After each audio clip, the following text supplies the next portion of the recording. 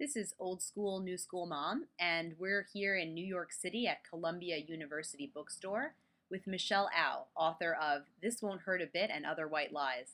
Michelle, you just published a book. How do you feel? It feels incredible. I've been working on it for such a long time. It's a little bit surreal that the publication date has actually arrived because I've been thinking about it for such a long time and working on it for, basically the past 3 years. So in one sense, it's like such an exciting day. On the other sense, it feels like, it feels like I can't believe I've been waiting for 3 years for this day to come up. Let's actually take a look at the cover. So on the cover of the book, we have an injured monkey. Mm-hmm. Can you tell us a little bit about the cover, the inspiration for the cover? Well, the inspiration for the sock monkey is a comic that I've been doing for the past, when did I start doing that? At least the past 6 or 7 years. It's called Scut Monkey. It's basically a medically inspired comic strip that just details the foibles and misadventures of medical students and residents in training. So, Scut Monkey, which I always drew as a sock monkey, has been sort of the mascot for that comic. And it being bandaged up was sort of an inspiration by the designer, the person who designed the cover. But basically, This Won't Hurt a Bit is sort of speaking both to the act of parenthood and the act of becoming a doctor. It's a white lie we often tell. Of course, whenever you tell someone it's not going to hurt a bit, it usually does hurt some. Right. But there's some pain that comes with everything, and sometimes you just tell yourself that it's not going to hurt to get through it. Exactly. Mm-hmm. So your last name is actually pronounced Ow. Correct. So memorable for I'm telling you. anesthesia. I know. Yes, how appropriate for an anesthesiologist. Now, can you remember the first time that you've heard that joke, that someone made that joke about your name? It's never...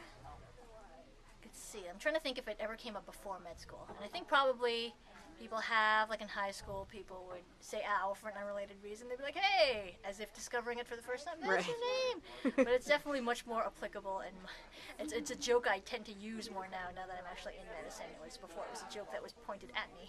Right. Now I'm wielding it like a rapier. So in your book, you talk about, medicine and parenthood and how they intermingle. You actually were 8 months pregnant when you started your anesthesiology residency. Right, I was actually 9 months pregnant. You were 9, excuse me, I'm I sorry. had my baby 3 weeks after I started residency. 9 months pregnant. It's not a real great time No, to no. have a baby. How did you survive? Well, obviously it was like, if you could have planned it that way, that's probably not what you would have planned, to have a baby 3 weeks into starting a new residency, but just sort of how it worked. And a lot of the book, one of the themes is, you just do it. There's a lot of things in medicine that are hard, and a lot of things in parenthood that are hard.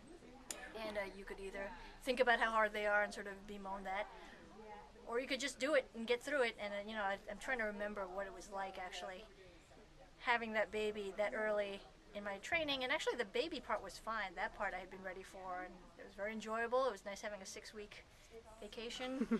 Most people probably don't view it as that, but coming back to residency after that, That was harder. and that was basically starting my 4th week of training while everyone else was basically 2 months into it, and feeling behind like that and feeling like I'd missed basically the steepest part of the learning curve that all my co-residents had basically passed. Right. That part was very difficult. So that feeling of inadequacy was more so at work than at home. Because, having been a peds resident, I could do the baby thing. Like, that was not a big deal. And I enjoyed it. I thought it was great, but the work part was hard. But you have some funny stories about pumping. Oh, yeah. Tell us about that. Yeah, I did make a commitment to breastfeed. I didn't think I was going to be able to do it very long. Like, I just rented a breast pump because I thought, well, I'll probably do this for 3 months? Right. And then I'll just return it and I won't have bought anything and it'll be low investment. But it turns out that once you sort of get into the habit of pumping, it just becomes part of your routine.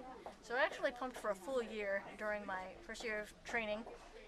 And That's awesome. I'm sure that there probably isn't a better place to do it now, even though we're so progressive now and there are lactation rooms in my hospital that are closer to the ORs. At the time, there was only, you have to find a place basically that has a plug, Right. some privacy, meaning some sort of door, curtain, and a sink. So the only place that had that was a bathroom. So I was pumping in the bathroom for a year, and you get used to it, but it is very grimy, and it was a storage bathroom, so it wasn't even like a bathroom that people used. It was like a utility sink kind of bathroom. So that was gross. So I did have some squeamishness about keeping my supplies in a room that was questionably hygienic, but no one died, so I guess it was okay. And he lived. Yay! Yay! USA. Yeah. That's awesome. So you're a mother of 2 boys. Yes. you have Cal and Mac, Correct. and they are 5 and 2.5. Yeah, 5.5. Cal's going to be almost 6. He's gonna Almost be 6 in July. So. Okay. And you're also a doctor, so do you find yourself diagnosing the boys before calling the doctor? I do. I very rarely call the doctor. I know people do a lot of pediatrician shopping, and they choose their specific pediatrician that they're most comfortable with. I don't even care who I see, because usually, and I know I'm lucky because my kids are pretty healthy, so nothing has really come up.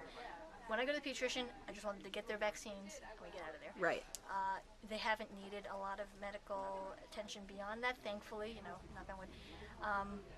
So I haven't found the need to really attach myself to one pediatrician in specific, and most of the things that they have, I've been able to diagnose myself.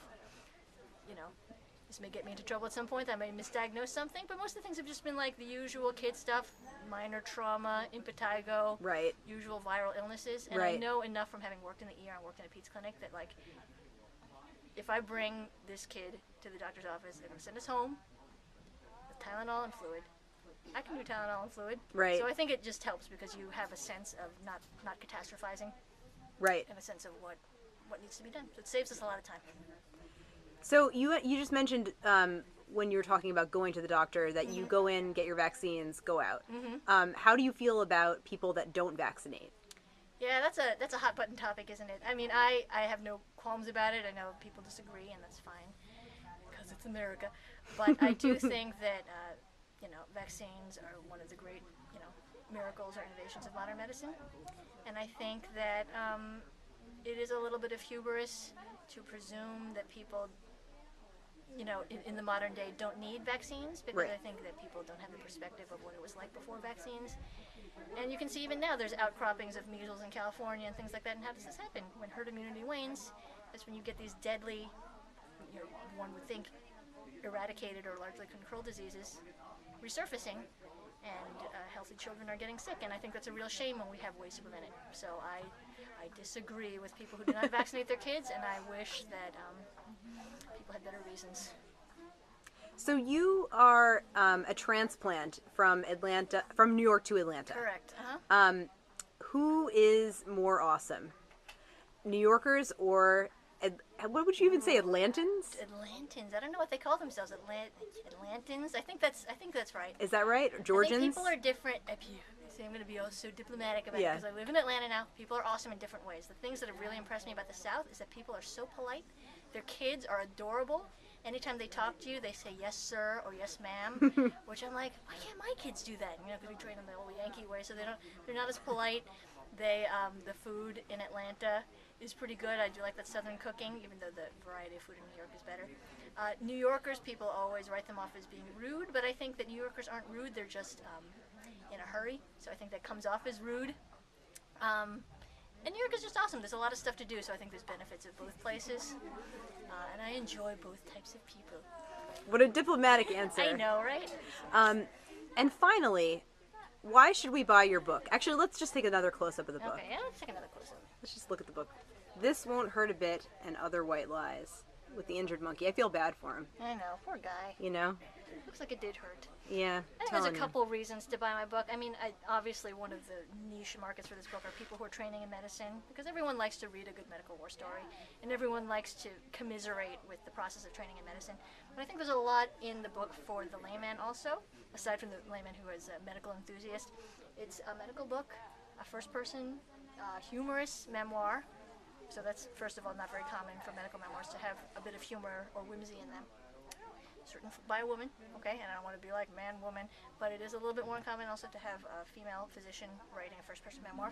And this is the only medical memoir that I've read, and not that I've read every single one, but I have read a lot because I do enjoy that type of writing, that does try to deal a little bit more with the work-life balance. And I think that's something that is poo-pooed sometimes in medicine because it's a little bit traditional, and they think that residents should just concentrate on learning and they shouldn't worry about having an outside life because they shouldn't have an outside life. But I don't think you can expect people to be more than they are, and residents are human beings, and people in their 20s and 30s want to have connections, and they want to have families, and they want to have everything else that their friends have, and I don't think that that's wrong for residents to want to be people. So dealing with the issue of how to balance work and life in a field as demanding as medicine is I think important to talk about, and it's going to be talked about more. So buy that book. It's got all that stuff in it. It's good.